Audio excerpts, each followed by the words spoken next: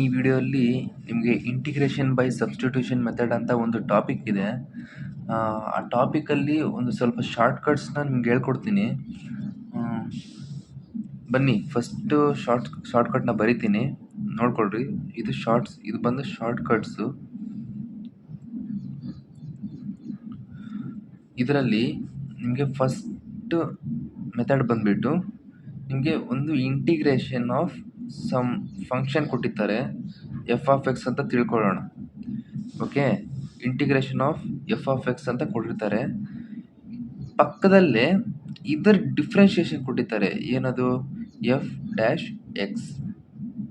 ಏನು ಈ ಫಂಕ್ಷನ್ ಕೊಟ್ಟಿರ್ತಾರೆ, ಆ ಪಕ್ಕದಲ್ಲೇ ಅದರ್ ಡಿಫ್ರೆನ್ಸಿಯೇಷನ್ ಏನಾದರೂ ಇದ್ದರೆ ನೀವು ಡೈರೆಕ್ಟಾಗಿ ಆನ್ಸರ್ ಬರೀಬೋದು. ಏನಂತ, F of x hole square divided by 2 ಅಂತ ನೀವು ಬರೀಬೋದು. ಓಕೆ, ಸೊ ನಾವು ಒಂದು ಎಕ್ಸಾಂಪಲ್ ತಗೊಳ್ಳೋಣ. ಈಗ ಈ ಮೆಥಡ್ಗೆ ಒಂದು ಎಕ್ಸಾಂಪಲ್ ತಗೊಳ್ಳೋಣ. ಎಕ್ಸಾಂಪಲ್ ಏನಪ್ಪ ಅಂದರೆ,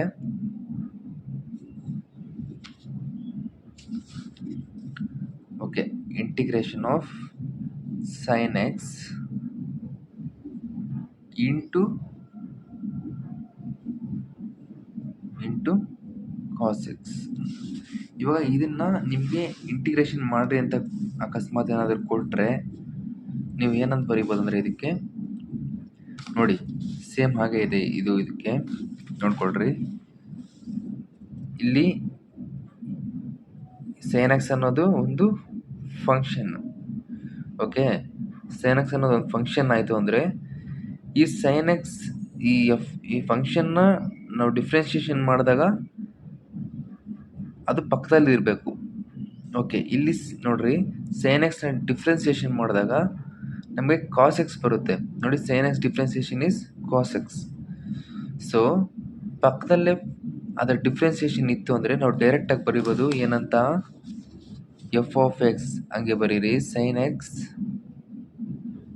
okay whole square divided by 2. ಇದೇ ನಿಮ್ಮ ಆನ್ಸರ್ ಬರುತ್ತೆ.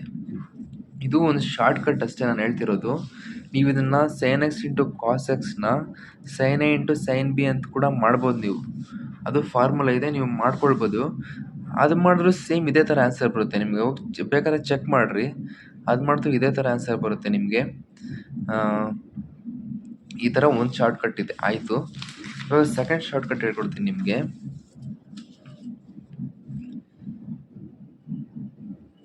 ಮತ್ತು ಫ್ರೆಂಡ್ಸ್, ನೀವಿನ್ನೂ ಈ ಚಾನಲ್ನ ಸಬ್ಸ್ಕ್ರೈಬ್ ಮಾಡಿಲ್ಲ ಅಂದರೆ ಈಗಲೇ ಸಬ್ಸ್ಕ್ರೈಬ್ ಮಾಡ್ಕೊಳ್ಳಿ. ಮತ್ತು ಇನ್ನಷ್ಟು ವಿಡಿಯೋ ಮಾಡೋಕ್ಕೆ ನನಗೂ ಒಂದು ಮೋಟಿವೇಶನ್ ಸಿಗುತ್ತೆ.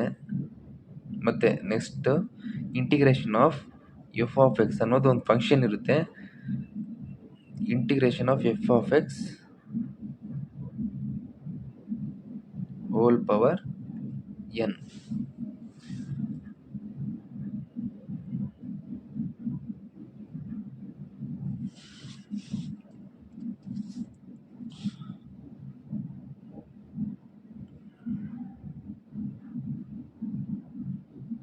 ಅಂದರೆ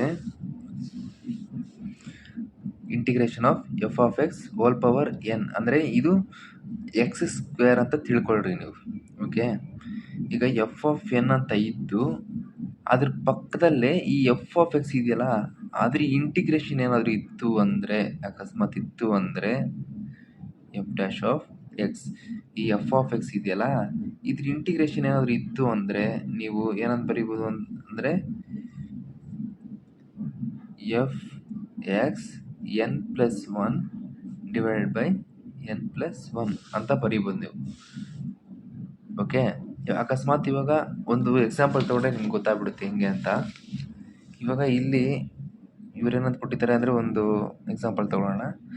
ಇಂಟಿಗ್ರೇಷನ್ ಆಫ್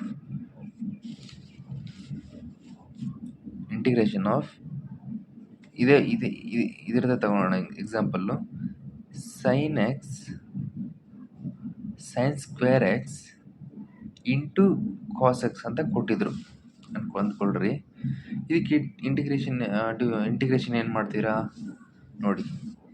ಏನಂತ ಹೇಳಿದ್ದೆ, F dash of X N plus 1 ಅಂದರೆ ಈ ಎನ್ ಇರುತ್ತಲ್ವಾ, ಈ ಎನ್ನ ಪ್ಲಸ್ 1 ಆ್ಯಡ್ ಮಾಡಿಬಿಟ್ಟು ಡಿವೈಡ್ ಬೈ ಅದನ್ನು ಮತ್ತೆ ಎನ್ ಪ್ಲಸ್ 1 ಮಾಡಬೇಕು.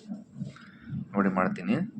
ಈ ಎಫ್ ಆಫ್ ಎಕ್ಸ್ ಅಂದರೆ ಸೇನ್ ಎಕ್ಸ್ ಹಂಗೆ ಬರ್ಕೊಂಡ್ಬಿಟ್ಟೆ.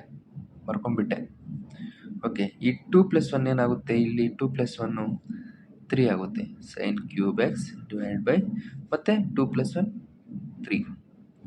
ಇದು ನಿಮ್ಗೆ ಆನ್ಸರ್ ಬರುತ್ತೆ. ಇದು ಒಂದು ಶಾರ್ಟ್ಕಟ್ಟು. ನಿಮ್ಗೆ ಇನ್ನೂ ಶಾರ್ಟ್ಕಟ್ ಹೇಳ್ಕೊಡ್ತೀನಿ. ಟೋಟಲ್ಲು 6 ಶಾರ್ಟ್ಕಟ್ಸ್ ಇದೆ. ನೆಕ್ಸ್ಟ್ ಶಾರ್ಟ್ಕಟ್ ಬಂದು integration of F dash of X divide by F of x into d X. ಇಲ್ಲ ಡಿ ಎಕ್ಸ್ ಮಾಡ್ಕೊಳ್ಳೋಣ. ಓಕೆ, ಇಂಟು ಡಿ ಎಕ್ಸ್ ಅಂತ ಏನಾದರೂ ಕೊಟ್ಟರು ಅಂದರೆ ಕೆಳಗಡೆ ಒಂದು ಫಂಕ್ಷನ್ ಕೊಟ್ಟಿರ್ತಾರೆ. ಆ ಫಂಕ್ಷನ್ನ ಡಿಫ್ರೆನ್ಷಿಯೇಟ್ ಮಾಡಿದಾಗ ಮೇಲಿನ ಫಂಕ್ಷನ್ ಬರಬೇಕು. ಈ ಫಂಕ್ಷನ್ನ ಡಿಫ್ರೆನ್ಷಿಯೇಟ್ ಮಾಡಿದಾಗ ಮೇಲಿನ ಫಂಕ್ಷನ್ ಬಂತು ಅಂದರೆ ಅದಕ್ಕೇನಂತ ಬರಿಬೋದು ನಾವು, ಲಾಗ್ ಎಫ್ ಆಫ್ ಎಕ್ಸ್ ಅಂತ ಬರಿಬೋದು. Okay, log F of x ಅಂತ ಬರಿಬೋದು ಪ್ಲಸ್ ಸಿ.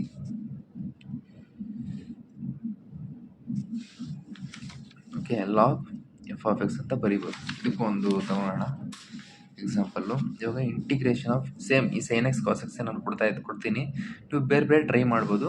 ಅಂದರೆ ಡಿಫ್ರೆನ್ಸಿಯೇಷನ್ ಮಾಡಿದಾಗ ಸೇಮ್ ಬರಬೇಕು ಅಂತ ನೀವು ನೋಡ್ಕೊಬೇಕು. ಓಕೆ, ಬನ್ನಿ ಇದನ್ನೇ ತೊಗೊಳ್ತೀನಿ ನಾನು. ಇವಾಗ ಇಲ್ಲಿ ಕೆಳಗಡೆ ಸೈನ್ ಎಕ್ಸ್ ಅಂತ ಬರೆದಿದ್ದೀನಿ, ಕಾಸ್ ಎಕ್ಸ್. ಓಕೆ, ಹೀಗಿದೆ. ಇದನ್ನು ಡಿಫ್ರೆನ್ಷಿಯೇಟ್ ಮಾಡಿದಾಗ ಏನು ಬರ್ತಿದೆ ನಮಗೆ, ಕಾಸ್ ಎಕ್ಸ್ ಬರ್ತಿದೆ. ಅಂದರೆ ಇದು ಈ ಮೆಥಡ್ಗೆ ಅಪ್ಲೈ ಆಗುತ್ತೆ ಅಂತ ಅರ್ಥ. ನೀವೇನಂತ ಬರ್ಬೇಕು, ಡೈರೆಕ್ಟಾಗಿ ಬರ್ಬಿಡ್ಬೇಕು answer. Log of f of x ಅಂದರೆ sine x, log of sine x ನಿಮಗೆ ಆನ್ಸರ್ ಬರುತ್ತೆ. ನೀವು ಬೇಕಂದರೆ ಇದನ್ನು ನೀವು ಯಾವ ಮೆಥಡು,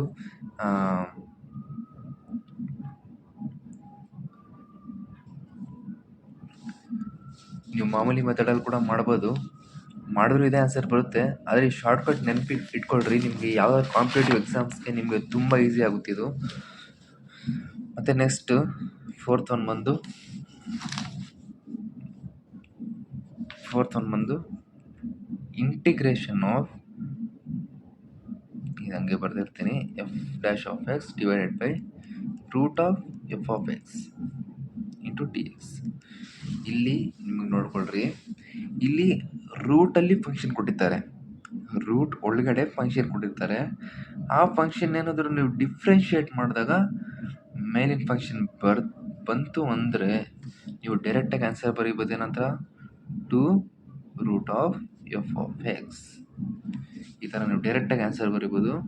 ರೂಟಲ್ಲಿ ಫಂಕ್ಷನ್ ಕೊಟ್ಟಾಗ ಆ ಫಂಕ್ಷನ್ನ ಡಿಫ್ರೆನ್ಷಿಯೇಟ್ ಮಾಡಿದಾಗ ಮೇಲಿನ ಫಂಕ್ಷನ್ ಏನಾದರೂ ಬಂತು ಅಂದರೆ ನೀವು ಡೈರೆಕ್ಟಾಗಿ ಆನ್ಸರ್ ಬರೀಬೋದು, 2 root of f of x ಅಂತ ಬರೀಬೋದು. ನೋಡಿ, ನಾನು ಇನ್ನೊಂದು ನೋಡಿಸ್ತೀನಿ ನಿಮಗೆ. ಇದು ನಂಬರ್ಸ್ ಬಿಟ್ಬಿಡ್ತೀನಿ, methods number. First one, second one, third one, fourth one ಇಲ್ಲೇ ಬರೀತೀನಿ. ಫೋರ್ತ್ ಮೆಥಡ್ ಏನು ಹೇಳ್ತದೆ ಅಂದರೆ,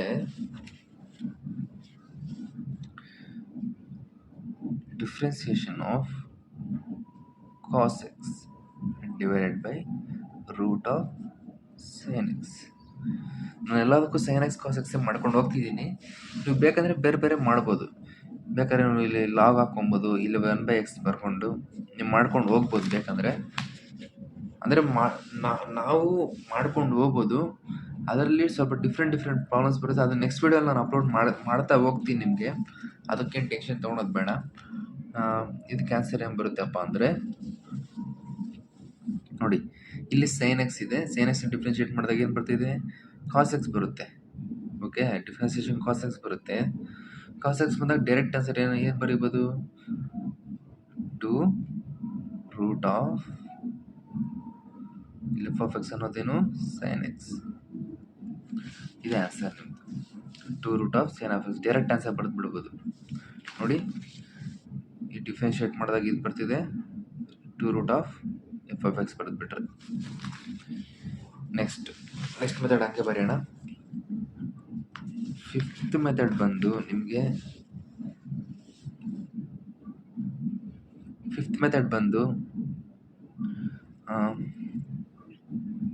ಅಕಸ್ಮಾತ್ ನಿಮಗೆ ಈ ಥರ integration of root of f of x ಅಂತ ಕೊಟ್ಟರು into f dash of x to d x. ಈ ಥರ ಅಕಸ್ಮಾತ್ ಏನಾದರೂ ಕೊಟ್ಟರು ನಿಮಗೆ ಅಂತ ಅಂದರೆ ಇಲ್ಲಿ ರೂಟ್ ಒಳಗಡೆ ಫಂಕ್ಷನ್ ಇರುತ್ತೆ, ಅದನ್ನು ಡಿಫ್ರೆನ್ಷಿಯೇಟ್ ಮಾಡಿದಾಗ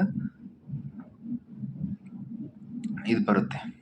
ಅವಾಗ ಏನಂತ ಬರೀಬೋದು ನೀವು, ಅಂದರೆ ಪಕ್ಕದಲ್ಲೇ ಫಂಕ್ಷನ್ ಇರಬೇಕು, ಇದು ಡಿಫ್ರೆನ್ಸಿಯೇಷನ್ ಇರಬೇಕು ಪಕ್ಕದಲ್ಲೇ. ಈ ಫಂಕ್ಷನ್ ಇರುತ್ತಲ್ಲ, ಇದನ್ನು ಡಿಫ್ರೆನ್ಷಿಯೇಟ್ ಮಾಡಿದಾಗ ಪಕ್ಕದಲ್ಲಿ ಆ ಫಂಕ್ಷನ್ ಬರಬೇಕು. ಆ ಥರ ಏನಾದರೂ ನಿಮಗೆ ಕಾಣಿಸ್ಕೊಂತು ಅಂದರೆ ನೀವು ಡೈರೆಕ್ಟಾಗಿ ಆನ್ಸರ್ ಬರೀರಿ 2/3 ಎಫ್ ಆಫ್ ಎಕ್ಸ್ 3/2. ಇಷ್ಟೇ ಆನ್ಸರ್. ಇದಕ್ಕೊಂದು ಎಕ್ಸಾಂಪಲ್ ಬರೆಸ್ತೀನಿ ನಾನು. ಫಿಫ್ತ್ ಒನ್ ಬರೆಯೋಣ. Integration of root of sin x into cos x. ಈ ಥರ ಏನಾದರೂ ಬಂತು ನಿಮಗೆ ಅಂತ ಅಂದರೆ ನೀವು ಡೈರೆಕ್ಟಾಗಿ ಆನ್ಸರ್ ಬರೀಬೋದೇನಂತ 2/3 sin x 3/2. ಇಷ್ಟೇ ಆನ್ಸರು. ಡೈರೆಕ್ಟಾಗಿ ಆನ್ಸರ್ ಬರ್ಬೋದು. ಏನಂದರೆ ನಿಮಗೆ ಸಿಂಪ್ಲಿಫೈ ಆಗುತ್ತೆ ಇದು. ನೀವೇ ಕಾಂಪಿಟೇಟಿವ್ ಎಕ್ಸಾಮ್ಸ್ಗೆ ಅದಕ್ಕೆ ಇದಕ್ಕೆ ಏನಾದರೂ ಹೋಗಿದಾಗ ಟೈಮ್ ಲಿಮಿಟು ಸ್ವಲ್ಪ ಕಡಿಮೆ ಇರುತ್ತೆ. ಆವಾಗ ನೀವು ಡೈರೆಕ್ಟಾಗಿ ಆನ್ಸರ್ ಬರೀಬೇಕು. ನಿಮಗೆ ಮತ್ತೆ ಇವಾಗ ಏನು ಇದನ್ನು ನೀವು ಡಿವಿಷನ್ ಮೆಥಡಲ್ಲಿ ಕೂಡ ಮಾಡ್ಬೋದು, ಅದೇ ಜಾಸ್ತಿ ಟೈಮ್ ತೊಗೊಳುತ್ತೆ. ಆ ಥರ ಮಾಡೋಕ್ಕೆ ಹೋಗ್ಬೇಡ್ರಿ. ಈ ಥರ ನಾನು ಹೇಳಿದ ಮೆಥಡ್ನ ನೀವು ಫಾಲೋ ಆಗಿರಿ, ಪಕ್ಕ ನೀವು ಟೈಮ್ ಲಿಮಿಟ್ನ ಕಡಿಮೆ ಮಾಡ್ಕೊಬೋದು ಅಂತ ನನ್ನ ಅನಿಸಿಕೆ. ಮತ್ತು ಇವಾಗ ಸಿಕ್ಸ್ತ್ ಒನ್ ಬರ್ತೀನಿ. ಸಿಕ್ಸ್ತ್ ಒನ್ ಏನಪ್ಪ ಅಂದರೆ integration of e f of x to d x. Sorry into d x ಬರಲ್ಲ, sorry, into e f of x differentiation ಪಕ್ಕದಲ್ಲಿತ್ತು.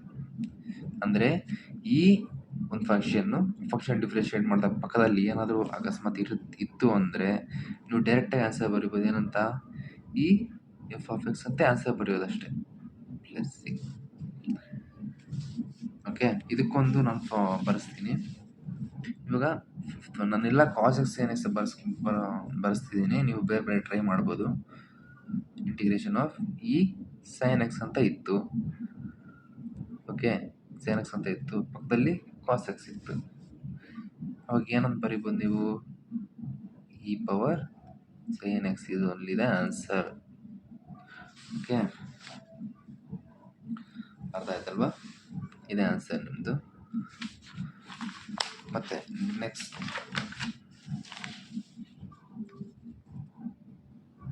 ಈ ಥರ ನೀವು ಬೇರೆ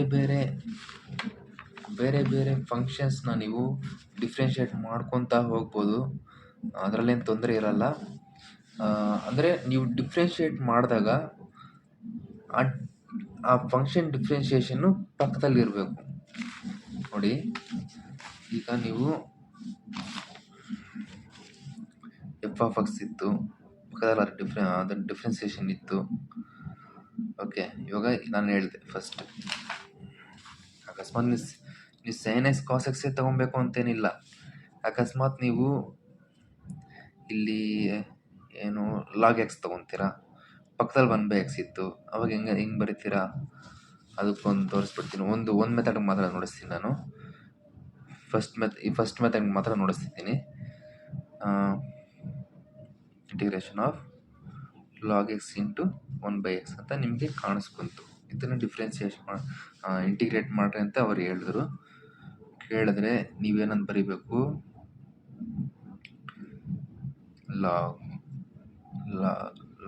log X square divide by 2. ಇದೇ ನಿಮ್ಮ ಆನ್ಸರ್. ಅಂದರೆ ಪಕ್ಕದಲ್ಲಿ ಡಿಫ್ರೆನ್ಸಿಯೇಷನ್ ಇತ್ತು ಅಂದರೆ ಇದನ್ನು ಸ್ಕ್ವೇರ್ ಅಂದರೆ ನೀವು ಇಲ್ಲಿ ಅಕಸ್ಮಾತ್ ಅವ್ರು 2 ಇಲ್ಲಿ ಲಾಗ್ ಸ್ಕ್ವೇರ್ 2 ಅಂತ ಕೊಟ್ಬಿಟ್ರು, ಏನು ಮಾಡ್ತೀರಾ, ಲಾಗ್ ಎಕ್ಸ್ ಕ್ಯೂಬ್ ಬೈ 3 ಹಾಕಬೇಕು. ಓಕೆ, ನಿಮ್ಮ ಪವರ್ ಮೇಲೆ ಡಿಪೆಂಡ್ ಆಗುತ್ತಿದ್ದು. ಓಕೆ, ಪವರ್ ಮೇಲೆ ಡಿಪೆಂಡ್ ಆಗುತ್ತೆ. ಓಕೆ, ನೀವು ಇಷ್ಟನ್ನು ಮಾತ್ರ ನೀವು ನೆನ್ಪಿಟ್ಕೊಳ್ಳಿ. ನಿಮಗೆ ತುಂಬ ಯೂಸ್ಫುಲ್ ಆಗುತ್ತಿದ್ದು. ಏನಂದರೆ ನೀವು ಡೈರೆಕ್ಟಾಗಿ ಆನ್ಸರ್ ಬರೀಬೋದು. ಇಷ್ಟನ್ನ ನೀವು ನೆನ್ಪಿಟ್ಕೊಂಡ್ರೆ ಸಾಕು ಇಂಟಿಗ್ರೇಷನಲ್ಲಿ. ಅಂದರೆ ಇದರಲ್ಲಿ ಬೇರೆ ಬೇರೆ ಥರನೂ ಬರುತ್ತೆ. ಅದನ್ನು ನೆಕ್ಸ್ಟ್ ವೀಡಿಯೋಲಿ ನಾನು ನಿಮಗೆ ಶೇರ್ ಮಾಡ್ತೀನಿ, ತಪ್ಪದೆ ಶೇರ್ ಮಾಡ್ತೀನಿ, ಯೂಟ್ಯೂಬ್ ಶೇರ್ ಮಾಡ್ತೀನಿ. ಮತ್ತು ಫ್ರೆಂಡ್ಸ್, ಈ ಚಾನಲ್ನ ನೀವು ಇನ್ನೂ ಸಬ್ಸ್ಕ್ರೈಬ್ ಮಾಡ್ಕೊಂಡಿಲ್ಲ ಅಂದರೆ ಸಬ್ಸ್ಕ್ರೈಬ್ ಮಾಡ್ಕೊಳ್ಳಿ, ಮತ್ತು ಲೈಕ್ ಮಾಡೋದಂತೂ ಮರಿಬೇಡಿ. So thank you friends. Bye bye, ಜೈ ಹಿಂದ್. Thank you friends.